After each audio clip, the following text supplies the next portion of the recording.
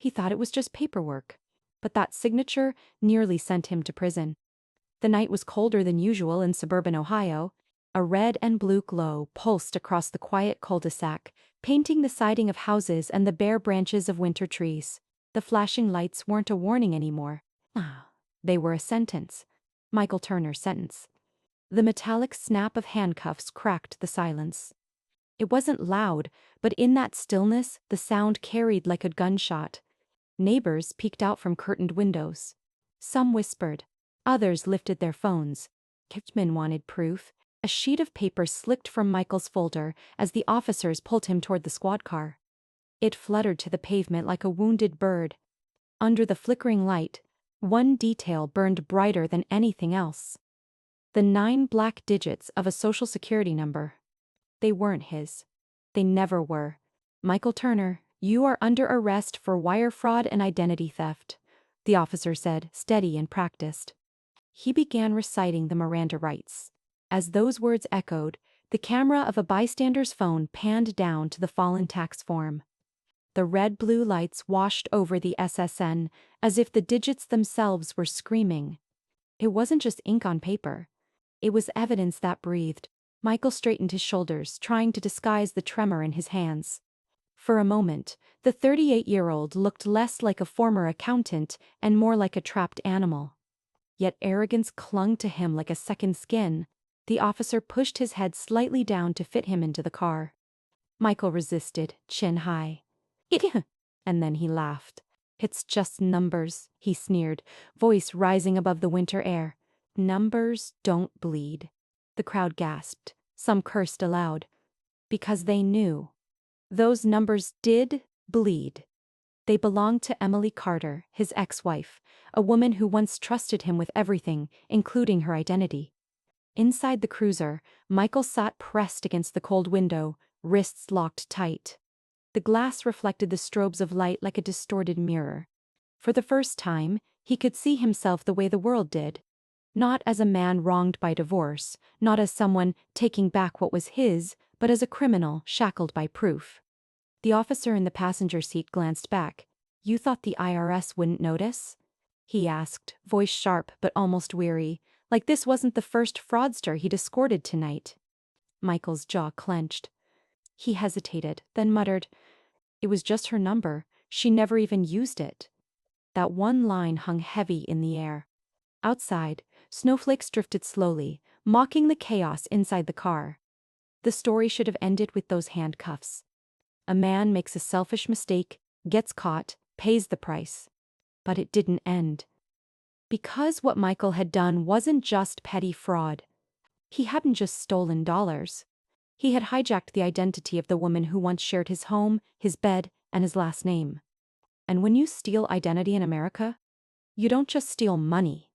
You pierce the heart of the legal system. The IRS. An institution most fear, some hate, but everyone obeys, relies on trust. And trust collapses the moment someone dares to forge it. That's why this wasn't a local scandal. This was about to explode into a national reckoning.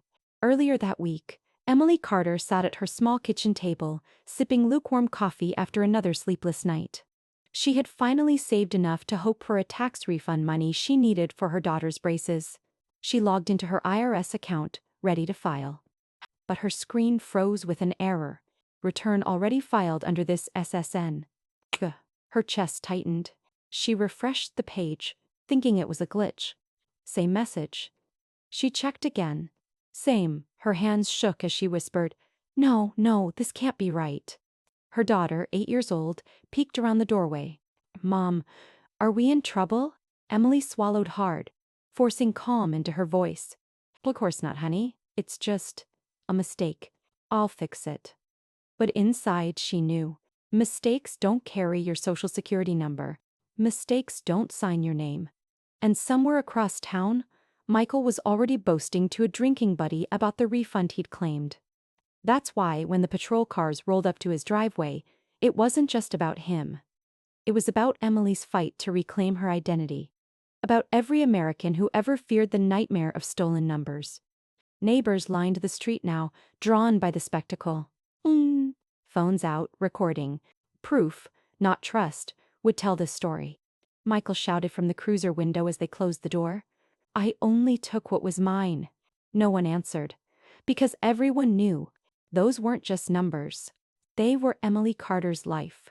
This scene was more than a domestic dispute. It wasn't just divorce drama spilling into tax season. It was the collapse of a sacred trust, that your social security number, your very identity, is yours alone. Michael's crime was personal, yes, but the impact was national.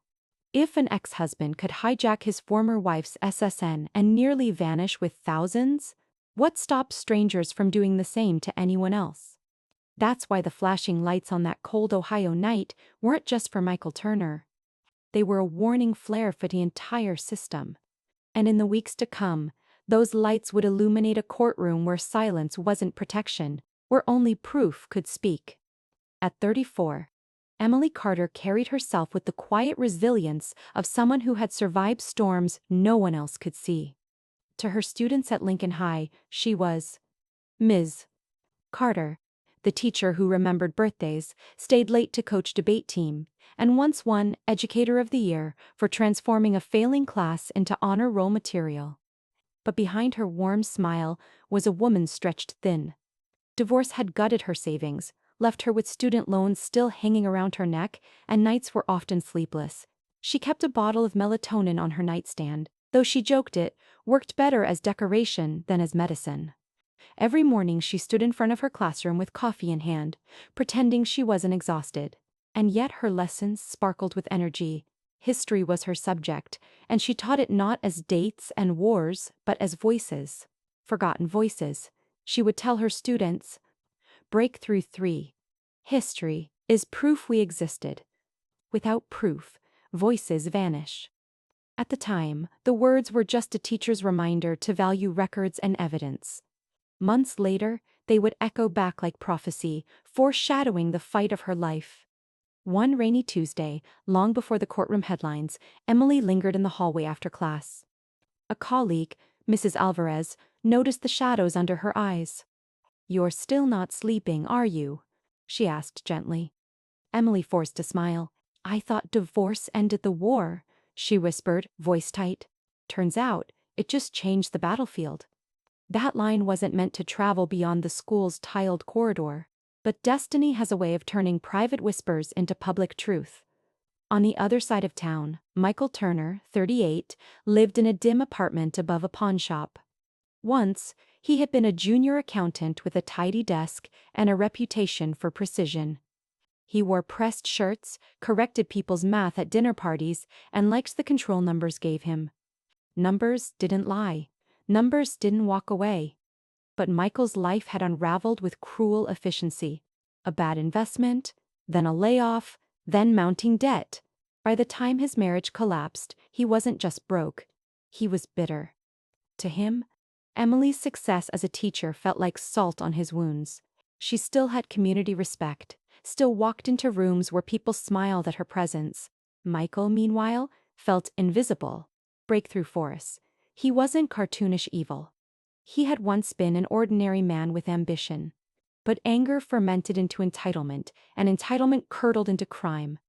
In his mind, he wasn't stealing. He was reclaiming. When friends questioned his choices, he defended himself with a line he rehearsed like scripture. "I'm only taking what I deserve. The government owes me more than this anyway."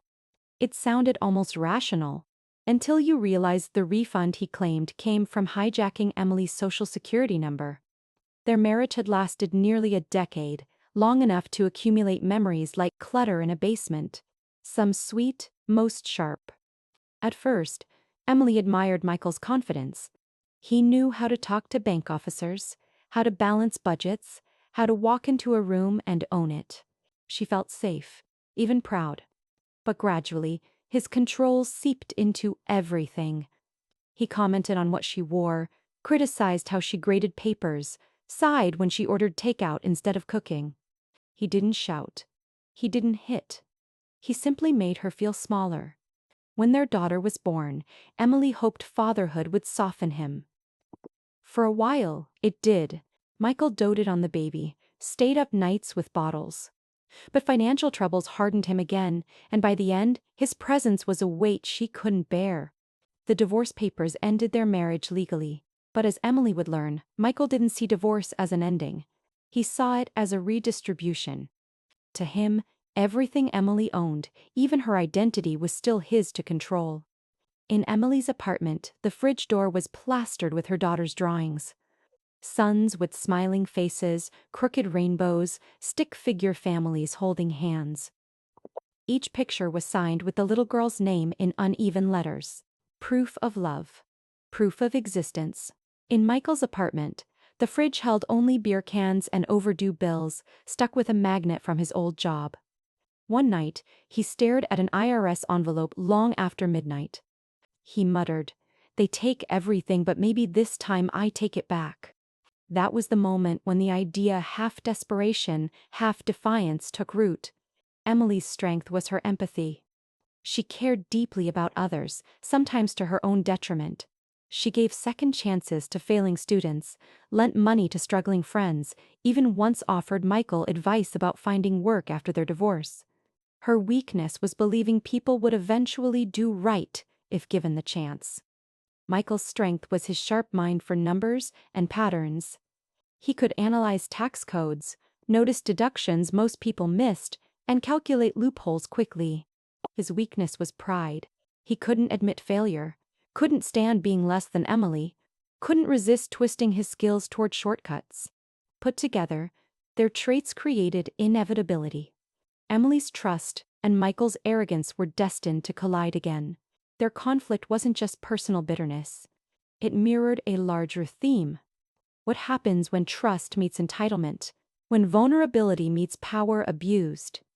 Emily represented countless ordinary people who rely on the system to protect their identities, who assume that social security numbers and tax records are untouchable. Michael represented the danger within people who believe laws are flexible, that identity can be borrowed, that consequences are negotiable. That collision would soon ignite a case that blurred the line between family feud and federal crime. One afternoon, as Emily dismissed her class, a student asked why history mattered. She smiled gently. "Because history is proof," she said. "Proof we existed. Without proof, voices vanish." The chalk squeaked as she wrote the word, "proof," in big, white letters on the blackboard. She didn't know then that her own proof of innocence, of identity, of existence would be dragged into a courtroom where every voice could vanish without it. Miles away, Michael was scribbling on forms, convinced he was too clever to be caught. He told himself, "Numbers don't bleed. They're just numbers. W. Hebers." But he was wrong. Numbers, when stolen, carry blood, breath, and belonging. Emily Carter, a teacher, a mother, a woman who thought her hardest battle was already behind her. Michael Turner, a fallen accountant, a man who mistook bitterness for justice. Two lives once braided together, now split, but still tethered by 9 digits on a piece of paper. The stage was set. Divorce hadn't ended their war. It had only redrawn the battlefield lines, and at the center of that battlefield lay the fragile proof of identity. The next act would begin not with reconciliation, but with betrayal documented in black and white. Emily Carter sat at her kitchen table, still in her pajamas, a mug of coffee cooling beside unpaid bills. Her daughter colored at the other end of the table, humming off-key. For a rare moment, the house was calm. Taxes were never Emily's favorite task. But this year, she felt something close to relief. She had survived the divorce. She had stretched every paycheck. This refund, just a few $1,000s, meant braces for her daughter, maybe even a weekend trip to the lake. Proof that life could be steady again. She typed her login to the IRS portal, pressing enter with the small satisfaction of someone doing the responsible thing. Then it happened. A soft ding from her laptop, just an ordinary notification sound, yet it sliced through the air like a blade. On the screen, a message appeared. "Your return has already been filed." Emily blinked. She thought it was a glitch. She refreshed. The same words glared back at her. "Already filed. .is." The cursor blinked, patient, mocking. The hum of the refrigerator filled the silence, joined by the frantic pounding of her heartbeat. She clicked through emails. One stood out, an official IRS notification. Her eyes scanned the text, and then they froze on a detail. Her social security number. Printed bold. Crossed through with red. A symbol as sharp as a knife. Those 9 digits hers since birth, tied to her name, her work, her life, were marked as compromised. It was more than paperwork. It was like finding your front door kicked open. Further down, the email detailed the refund. Missing issued, processed, deposited. Not to her bank. Not into the account she had carefully listed. Gone. Emily's stomach dropped. She whispered aloud, as if saying it could make it untrue. No, no, this can't be right. Her daughter looked up from her crayons.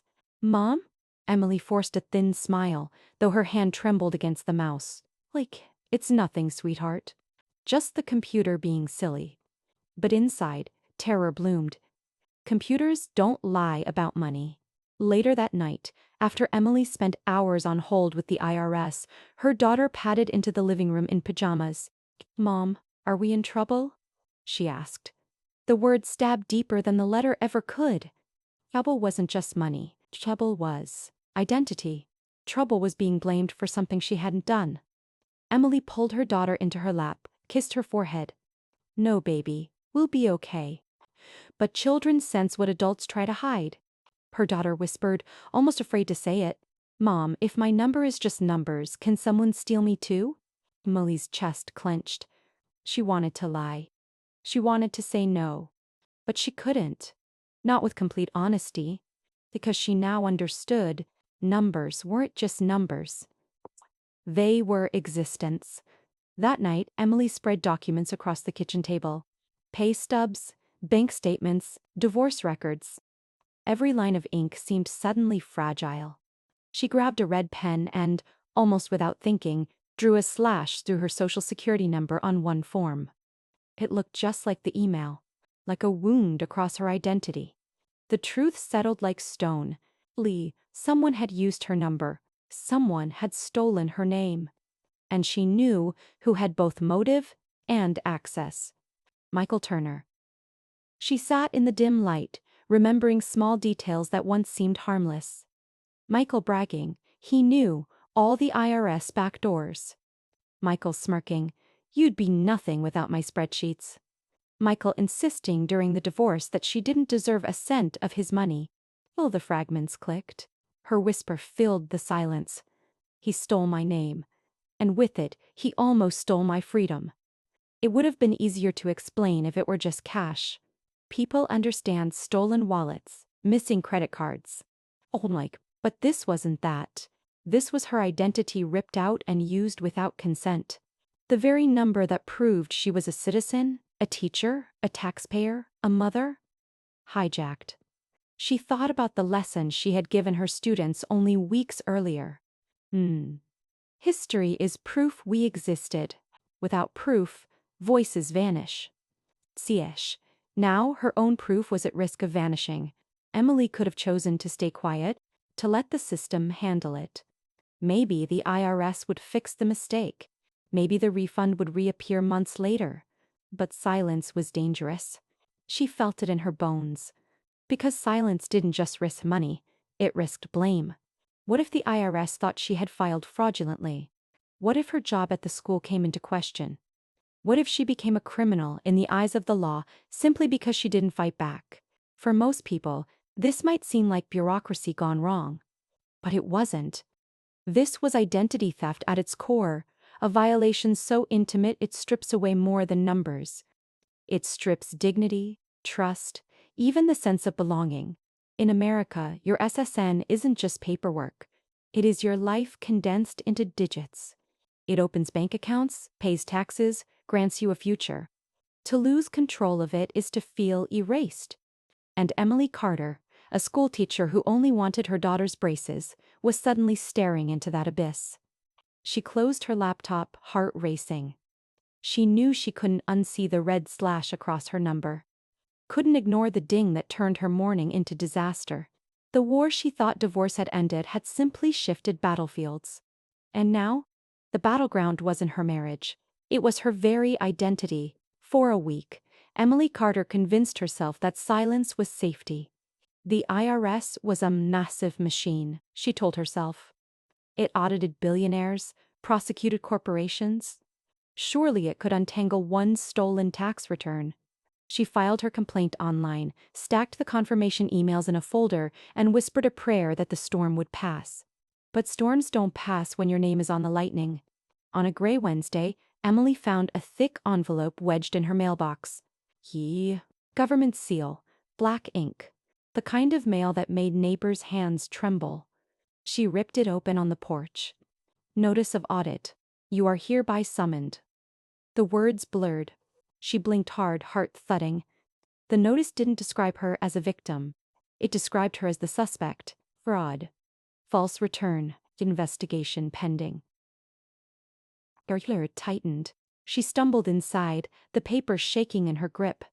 She sat in her car that night, parked outside the school after grading papers late. The letter lay on the passenger seat, heavy as stone. Her fingers curled around it. Rage burned hotter than fear. For one wild second, she wanted to rip it to pieces, shred every accusing word. She even raised her hands, ready to tear. But something inside her froze. Instead of ripping, she folded the letter carefully. Once, twice, slid it back into its envelope and whispered into the darkness. Not this time. The next day, a colleague slipped her a card. "Mother," he urged. "She helped my cousin when the IRS accused him of underreporting. She's sharp." That night, Emily dialed the number. Rachel Morgan answered on the second ring. Her voice was calm, clipped, efficient. A defense attorney with a reputation for dissecting tax cases like puzzles.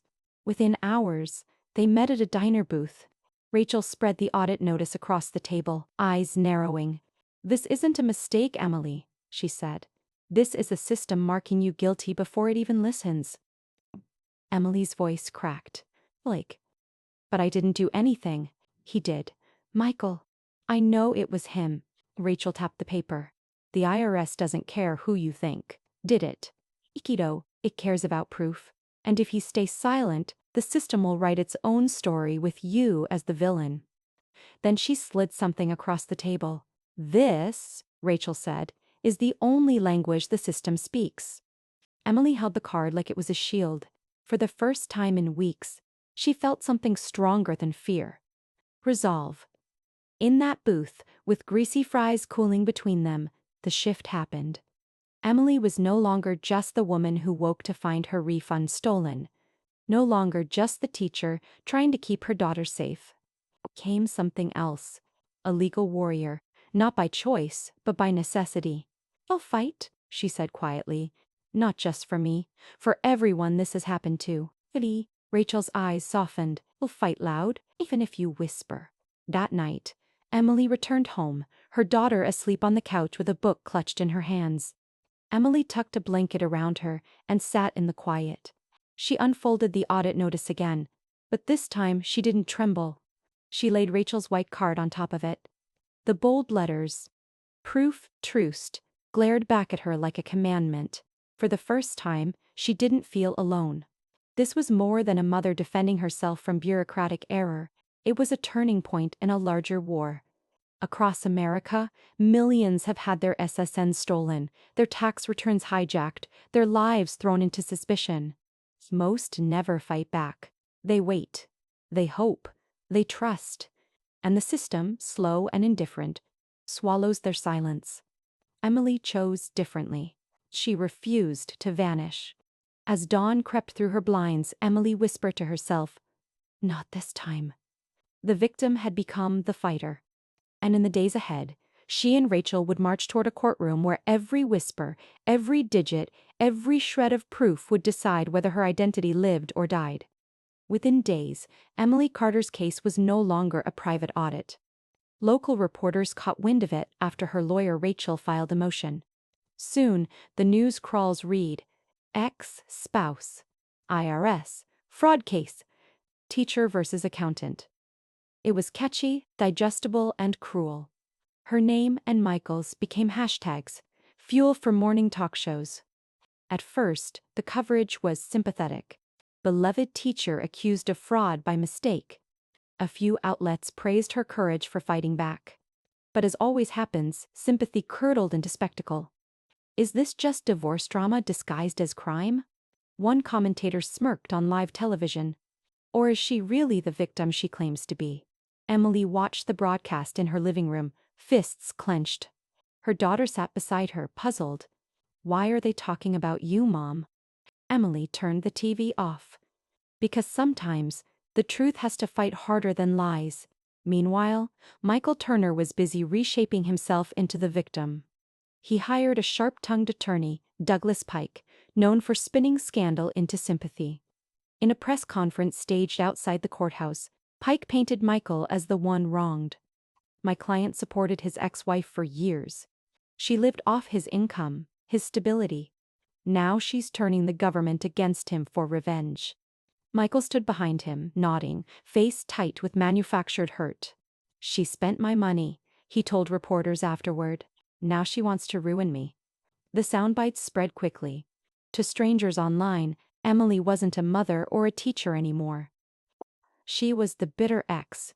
Twitter fractured like glass under pressure. One side rallied behind Emily. Protect Her proof trended for a day, boosted by parents, teachers, and advocates for identity theft victims. What? The other side sneered. Divorce drama trended even longer, with memes mocking her. Cartoons of a woman holding tax forms like divorce papers flooded timelines. On TikTok, a video racked up 500,000 views.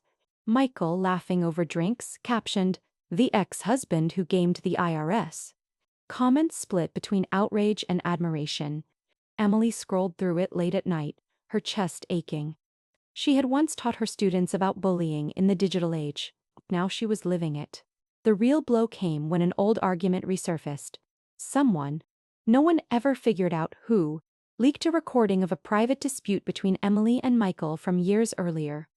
The clip was spliced, trimmed, and stitched to show Emily's voice sharp, accusing, angry. The context was gone, the reasons erased. Online, it looked like a bitter woman screaming at her ex. "See?" Michael's supporters crowed. "She's unstable. She's just mad at him." Emily sat frozen in front of her laptop, watching the distorted version of herself spread like wildfire. Rachel put a hand on her shoulder. "They'll weaponize anything," she said softly. "But listen to me. Silence feeds injustice. Speak, Emily. Speak until the courtroom listens." Incestos, the fallout was everywhere. Parents at her school whispered in hallways. Some colleagues avoided eye contact, afraid of being pulled into scandal. Others quietly slipped her words of encouragement, notes left on her desk. "We believe you." Her daughter came home from school crying one afternoon. "They said you're going to jail." Emily knelt, wiping her tears. "No, sweetheart, we're going to prove the truth." She said it firmly, though a part of her wondered how much proof would ever be enough. Then came the unexpected lifeline. A brown envelope arrived in Rachel's office, no return address. Inside was a USB drive. They plugged it in together. The file played, Michael's voice unmistakable. "The IRS is just a blind giant," he bragged, laughter slurring with alcohol. "If you feed it lies, it swallows whole." Emily's breath caught. Proof. Not rumor, not accusation, his own words. Rachel leaned back, eyes sharp with satisfaction. "This," she said, tapping the pause button, "isn't just evidence. This is arrogance caught alive." This was no longer a dispute between exes. This was a referendum on identity itself. Social security numbers. Those 9 digits handed out at birth were supposed to be sacred. But in a world where data was stolen by hackers and traded like currency, identity had become a commodity. Anyone could be next. That was why Emily's fight resonated. People saw themselves in her fear. They also saw themselves in her silence, and in her choice to break it. As the court date approached, the world around Emily blurred into battle lines. Her phone buzzed non-stop with interview requests. She refused most, speaking only through Rachel. But still, reporters camped outside her school. Some nights, she drove the long way home, trying to dodge cameras. Michael, meanwhile, thrived on attention.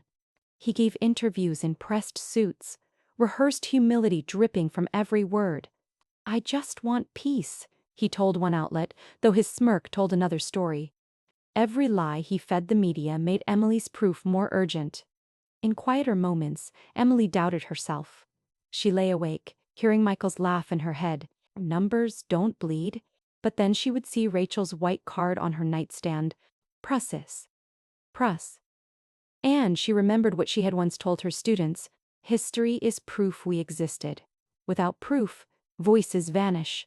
Her voice would not vanish. By the time the courthouse doors finally loomed, the battle had already spread far beyond two names on a tax form. It had become a national stage. The hashtags. The memes. The clip twisted against her. The leaked audio that vindicated her. Emily Carter was no longer just a teacher. Michael Turner was no longer just an ex-husband. They had become symbols of a deeper truth.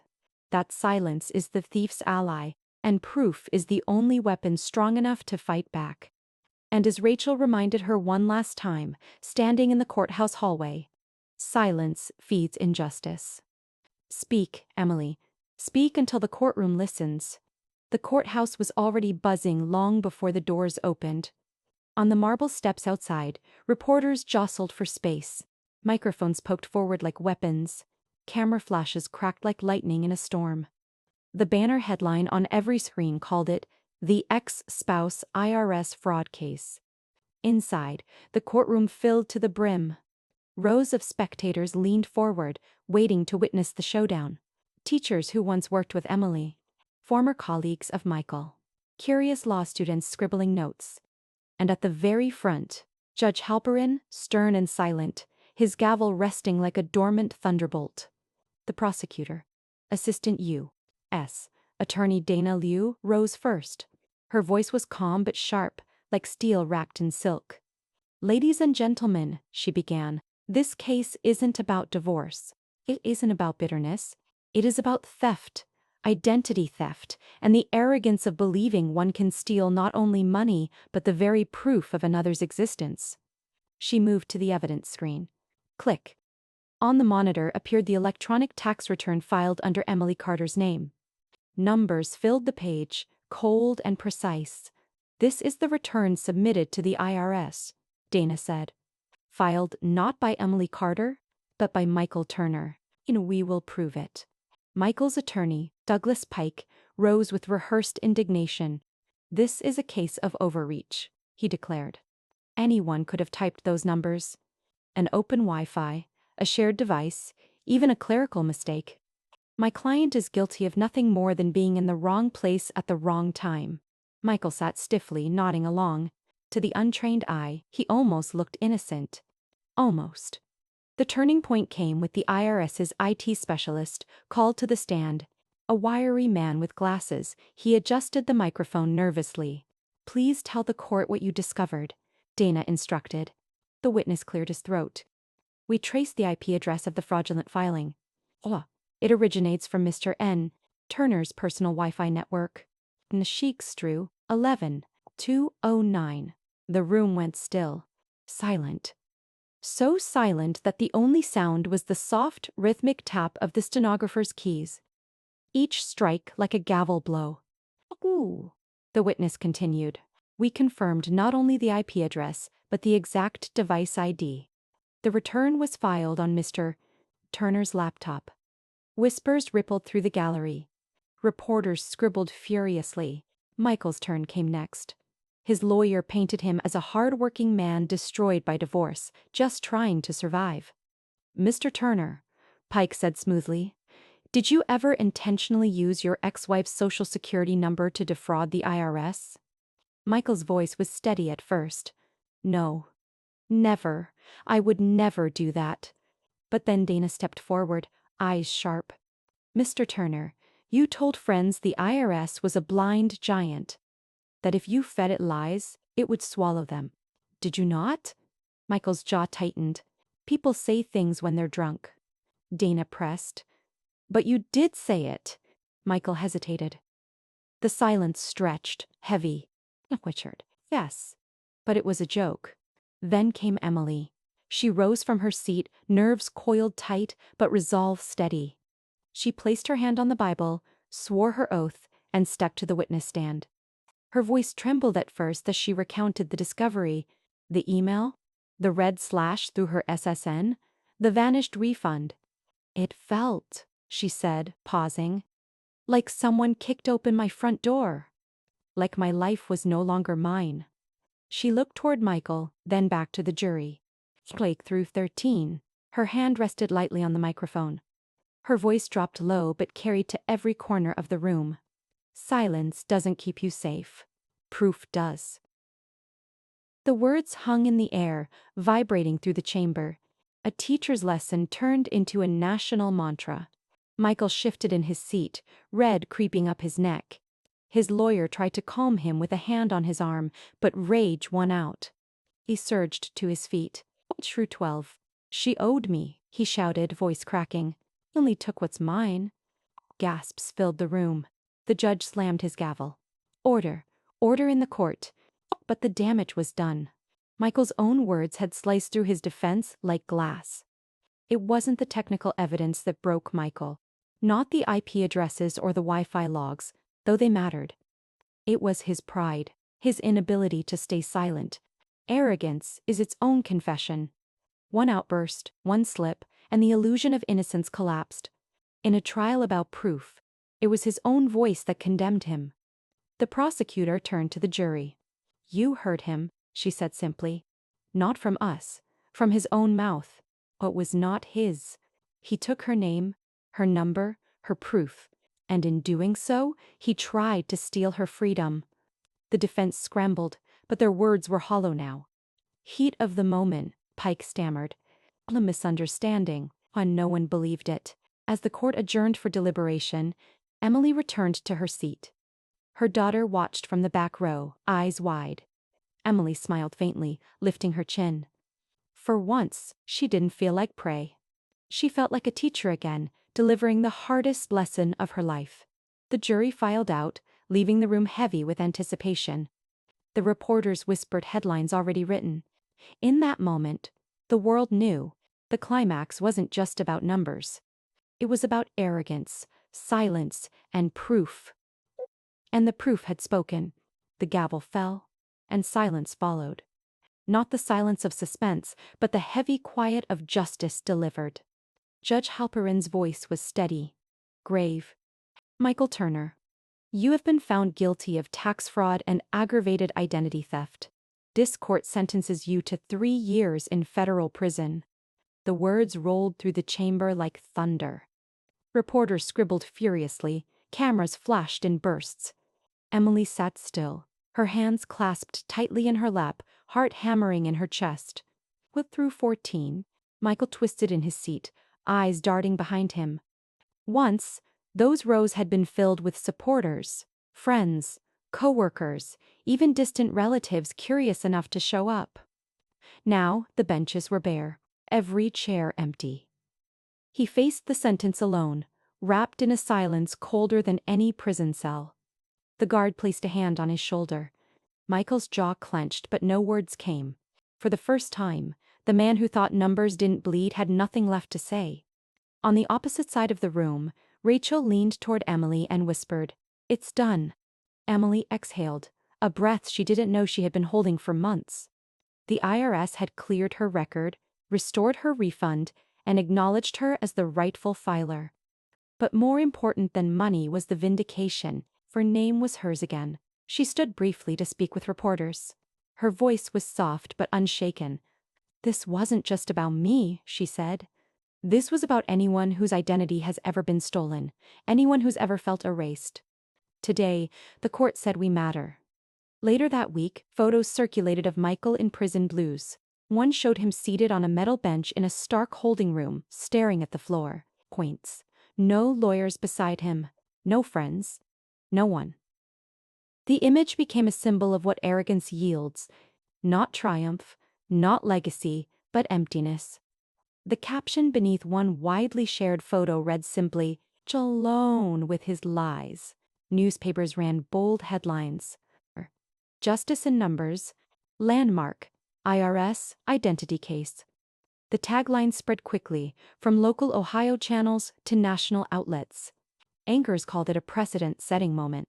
The first high-profile case where spousal identity theft had been prosecuted so visibly. One commentator put it bluntly, "For decades, we feared strangers stealing our numbers. This case shows the thief may be sitting across the dinner table." At the school where Emily taught, parents rallied in support. Flowers arrived in her classroom, along with dozens of thank you notes. Children who barely understood taxes told her, "We're glad you're not in trouble, Miss Sumber." Carter. At a grocery store checkout line, an elderly woman touched Emily's arm gently. "Fro. 6U. You fought for all of us," she whispered. "My SSN was stolen last year too. I thought I was invisible." "He proved we're not." Emily blinked back tears. In that moment, she realized the case had grown far beyond her. 3 years in prison was justice. But it wasn't the whole story. The deeper victory lay in the message that identity is sacred, that no one, not a stranger, not a spouse, not even family, has the right to strip it away. And that silence is never safety. Only proof, fought for and spoken aloud, can shield against erasure. In the quiet of her home, Emily unfolded the white card Rachel had given her months earlier. The letters still blazed. Proof. Proof. Troost. She pinned it above her desk, not as a reminder of pain, but as a banner of survival. Her daughter, watching her, asked softly, "Does this mean it's over?" Emily smiled gently. "It means we won't be silent again." But in newsrooms, classrooms, and homes across the country, the story lingered. It was more than a case. It was a mirror showing that even in the most ordinary lives, battles over justice and proof could reshape the law. Michael Turner's legacy would be 3 years behind bars. Emily Carter's legacy would be something else entirely. Proof that voices stolen can rise again, louder than before. Justice doesn't end with a gavel. Sometimes, it begins in a classroom. Weeks after the sentencing, Emily Carter walked back into Lincoln High School. The same squeak of sneakers on linoleum, the same chatter of teenagers filling the hallways, the same smell of cafeteria pizza. But she wasn't the same woman. She carried a quiet weight and a louder lesson. Her colleagues hugged her, students waved shyly. Some whispered, "Welcome back," as if she had been away on a war front. In a way, she had. That Monday morning, she stood at the front of her classroom, chalk dust on her fingers. She reached into her bag and pulled out a small glass frame. Inside was the fraudulent tax return, the SSN printed bold, slashed in red. She hung it beside the blackboard. Beneath it, with deliberate strokes of white chalk, she wrote one word in block letters. Proof.c. Gasps rippled through the class. For teenagers, it was a shock to see something so bureaucratic transformed into a symbol. Emily turned to them and said simply, "This is why we don't stay silent." Later that week, she joined Rachel Morgan at a community center, where folding chairs creaked under the weight of neighbors, parents, and even a few strangers who had read about her case in the paper. Rachel opened the evening with a warning. Negligence with identity isn't harmless. It's injustice waiting to happen. And if it happened to Emily, it could happen to any of us. Emily stepped forward, her voice carrying the authority of both a teacher and a survivor. Show. Mining's nines. Power with no honor is just noise, she said, pausing to let the words settle. Lead loud, even when you whisper. Heads nodded, some clapped. But the weight of the message wasn't in applause. It was in silence, people reflecting on their own vulnerability. At the end of the talk, the projector displayed the same tax form, the same 9 digits of Emily's SSN, marked with the same red slash. The camera zoomed close. The digits blurred, the scar of the line catching light like a wound under glass. That image lingered on the screen, forcing the audience to face what theft really meant. Not just money lost, but identity scarred. Back in her classroom, Emily's students asked timid questions. "Ms. Carter, were you scared?" "Yes," she admitted. terrified. But fear doesn't end anything. Proof does. Another student raised a hand. Why did he do it? Emily sighed. Because he thought he was owed something. But entitlement isn't justice. Proof is justice. Her answers weren't polished, but they were real, and her students, more than any headline, would remember them. News outlets continued to follow the ripple effects. Commentators called it a landmark case in spousal identity theft. Lawmakers began discussing reforms for stronger protections, citing the Carter case. On Breakthrough 20s, Rachel was interviewed on live television. She repeated the line she had shared at the community talk: negligence with identity isn't harmless. It's injustice waiting to happen. The phrase spread across social media, attached to infographics about protecting personal data. What made Emily's story resonate wasn't the courtroom drama alone. It was the universality of her struggle. Identity is more than digits. It is memory, history, belonging. To lose it is to risk vanishing. Michael Turner's downfall wasn't just about fraud. It was about arrogance stripped bare. He believed numbers couldn't bleed. But in the end, the numbers bled truth, and truth caged him. Emily's victory was not just hers. It was proof for every victim who ever thought they were invisible. In a final interview, Emily looked straight into the camera, her voice calm but unyielding. If this story reminds you of an injustice you've seen, share it. Because silence won't keep you safe. Proof will. Her words spread faster than any meme, clipped into short videos, replayed on phones across the country. Teachers quoted her in classrooms. Activists painted it on protest signs, like it was more than a line, it was a legacy. The last shot returned to her classroom. The glass frame hung quietly on the wall. The red slash across the SSN gleamed under the afternoon sun. Students filed out, laughter echoing down the hall. Emily erased the board, leaving only one word untouched: P-R-O. Youth. The camera lingered on that scar of numbers, the silence pressing heavy and unforgettable. Not celebration. Not noise. Just proof.